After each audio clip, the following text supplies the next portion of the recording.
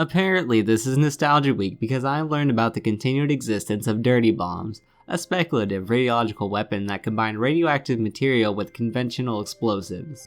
I'm completely... Here's the setup though. The year is 2015 and I've been listening to all the pros and cons of PC gaming, especially from a YouTuber called Rags. I'd finally decided to ask for PC parts as my Christmas and birthday present. December rolls around and I get all my computer parts. With glee, I build my computer in a cheap $30 case with the help of a friend from where my dad volunteered. After it's all built, I connect my computer with an i3-6100 RX 460 and 8GB of RAM inside to my 900p 60Hz monitor. It boots up, and after bricking the motherboard by trying to do ASUS's stupid online BIOS update and resetting the BIOS, I install Windows and all the drivers. I installed Steam and immediately downloaded my first game on Steam. A game that Rags reviewed and looked like the perfect game to try. I play a match and instantly with my poor aim and terrible movement I fell in love. The game was exactly what I was looking for when I first joined PC gaming. My love for arena shooters only deepened with the Quake style movement and the frenzy of combat. Quickly, within just a month or two, I put 100 hours into the game and in that time became familiar with the community and comfortable with the keyboard and mouse. My first game that got me into PC gaming was a relatively small game from a AA developer. It never got an official release and eventually shut down with the community servers still up. I made this video to revisit a game that I still love despite its faults, that eventually led to its shutdown, and to show how a game can be beloved for both its flaws and in spite of it. Welcome to Dirty Bomb.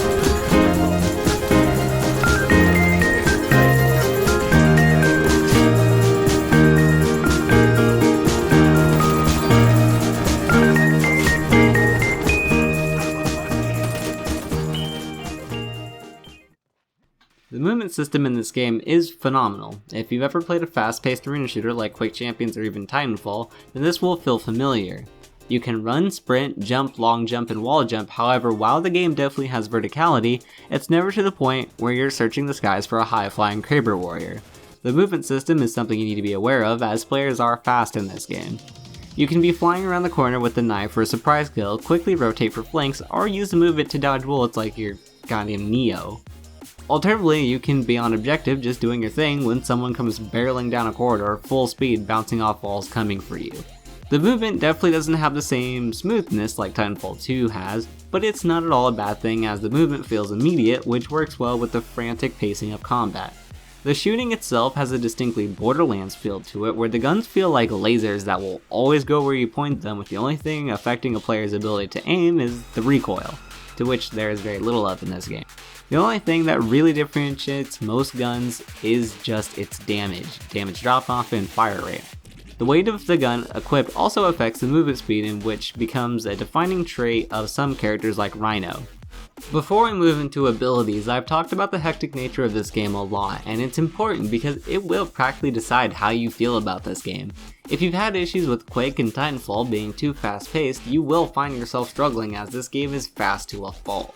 You will absolutely be losing to anyone who is just able to beam you, and normally I'm good with that, but with how chaotic it gets with 14 people running around the map, this can sometimes just become nearly impossible to understand what is going on.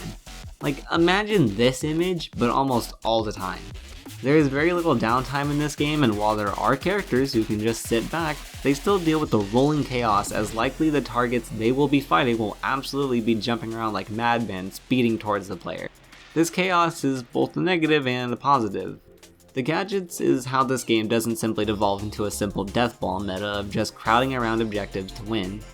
The gadgets range from simple heartbeat monitors to being literal airstrikes that kill anybody who's caught in it and not under a roof. There are also medkits and resupplies to provide ammo, with an option for them to be throwables or generators planted in a spot providing AoE heals or resupplies, not including something like Phoenix with his AoE self-heal, depending on the character.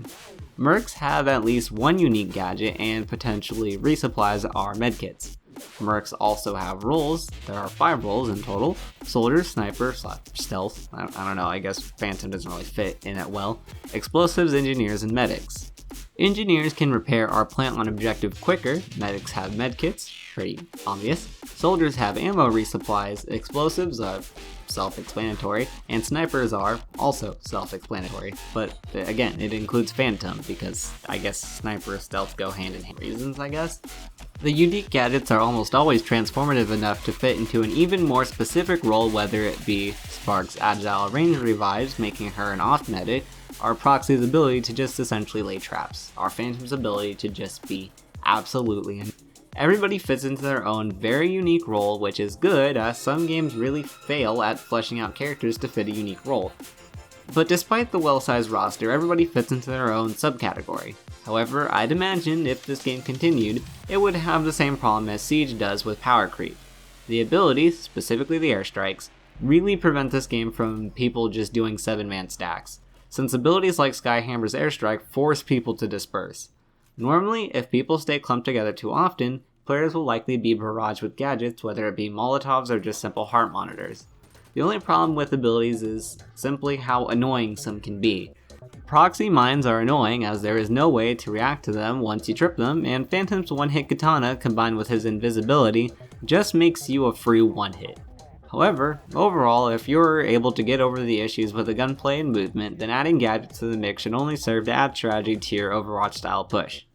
Except Phantom, because fuck Phantom. Fuck him. The objectives are set up to be in multiple stages, which I actually like. The maps are kept in the same style, but with multiple objectives, the layouts are changed to add intensity throughout the map. For example, on Chapel, repairing the EV is easy and is a short walk from spawn, meanwhile the defenders have to spawn far away from the EV to contest it. The first objective is always easy for attackers to get if coordinated well enough, with the only threat really being a turret on top of a bridge, but there's an easy flank route and a sniping spot to take out anyone on it. Then, once the EV is repaired, attackers push the EV, which forces people to be near it, making it a bit more even for defenders. But once the EV is delivered, then you have to take the package to the delivery point, which is when defenders really have the advantage due to the long sight lines and plenty of corners to hide behind. I really love this multi-stage map design. There are plenty of flanks when doing objectives for both attackers and defenders, so there isn't this Overwatch style of teamwork where people crowd around each other. I will forever call this playstyle the roaming deathball. Which, by the way, there is nothing wrong with this type of gameplay, it just has to be designed around. Overwatch handles the roaming deathball really well since it focuses on team synergies and chemistry rather than forcing a lot of macro strategy.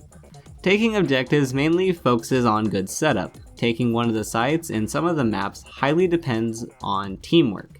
You may have a Stoker to Molotov an area to delay rotations or pushes, or by using Kira's laser along with some callouts from teammates to just laser people off site and disrupt them.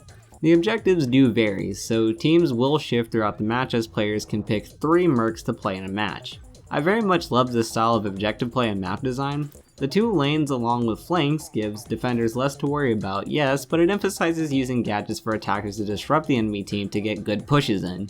This game, being more of an arcade shooter rather than a competitive esports, shows a lot here. Normally, all of these things would place too much emphasis on abilities, which can be random chance, or some of them are just downright broken, but for fun arcade shooters, it's nothing more than a bit of fun and chaos to already add to this chaotic game.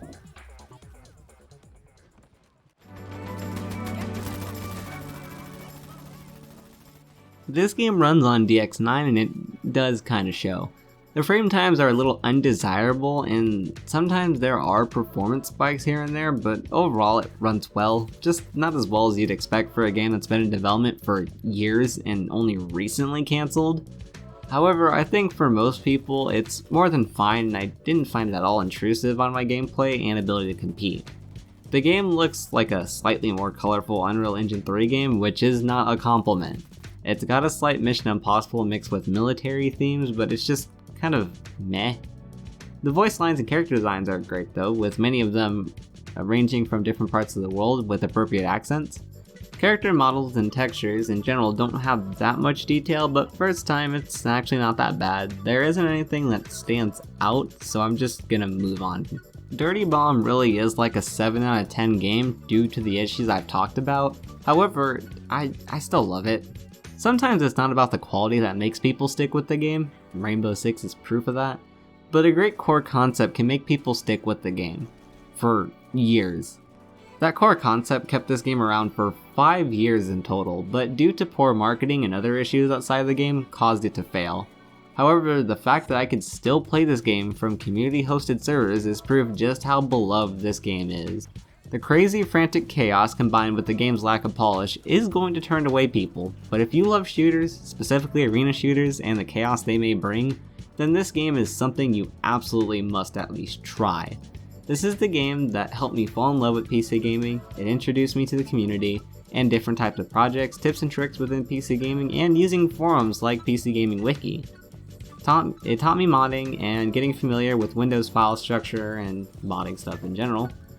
And while this isn't a perfect game by any means, it's definitely a game made with a lot of passion and made for a specific audience. Not everybody will love it, but it's definitely a game I love. If you enjoyed this video, go ahead and leave a like, and if you want to see more weekly content from me, go ahead and hit that subscribe button. Until then, this is Bloody Roses saying au revoir.